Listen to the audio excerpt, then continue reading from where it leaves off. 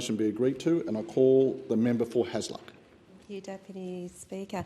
I acknowledge the interest of the member for Page in this matter, and I acknowledge the work done by the previous government and the extraordinarily dedicated team at the Department of Foreign Affairs and Trade in negotiating towards a free trade agreement with the European Union. The EU is already one of our major trading partners, of course, but this agreement will lead to a yet stronger ties between our countries, especially when we consider that over half of Australians have some sort of European heritage. So an FTA with the EU is a natural fit, with many familial and other linkages to support it. Formal negotiations for this agreement commenced in mid-2018. The most recent round, 13, was in Brussels between 17th and 21st of October, just a few weeks ago. The next round, which may even be the final round, will take place here in Canberra in February. I'm a member of the Joint Standing Committee on Trade and Investment and Growth, and I follow these matters closely. Since taking office, the Albanese government has taken action to bring the free trade agreements with the UK and India into operation. Those bills are before the Parliament, and I look forward to them being passed soon. I expect this agreement with the EU will follow soon after, and I'm hopeful that other trade agreements will also come about within this term of government, such as with the UAE. Recently, the head of the European Parliament's Trade Committee, Mr Bernard Lange, visited Australia. He was upbeat about the renewed progress of the trade negotiation and was quoted as saying that the Albanese government's enshrining of the emissions reduction target in legislation had removed a major barrier to the finalisation of the agreement. Now, the member for Page was, of course, elected back in 2013. It is a little ironic that if he and the former government had done the work to legislate for an emissions reduction target, that they may have been able to close this deal on their watch. Nevertheless, the climate bill has passed.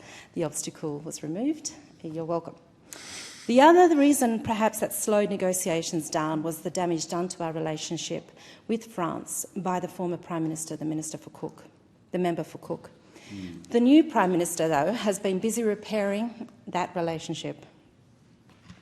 It is quite clear that the efforts by the Prime Minister, the Foreign Minister, the Minister for Trade and Tourism, Senator Farrell, and others have gone a long way towards repairing relationships and instilling trust into our international trade relationships since the election, just as Ministers Conway and Bowen will be doing at the COP in Egypt.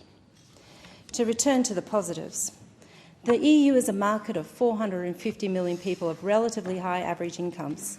We look forward to finalising the agreement with the EU, and as I say, this could occur as early as February. It is right that the member for Page should wish this to occur. Mr Lange of the European Parliament says he expects to see significant progress in February. What the government will not do, however, is rush it. We will get the best outcome for Australia.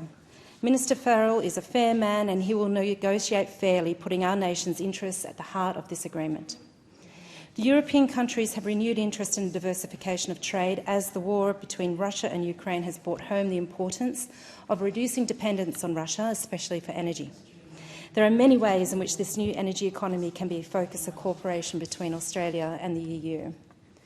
The European Commission's report on the most recent round of negotiations in October this year described a good, constructive atmosphere and comprehensive agreement, echoing the words of the member for Page in this motion.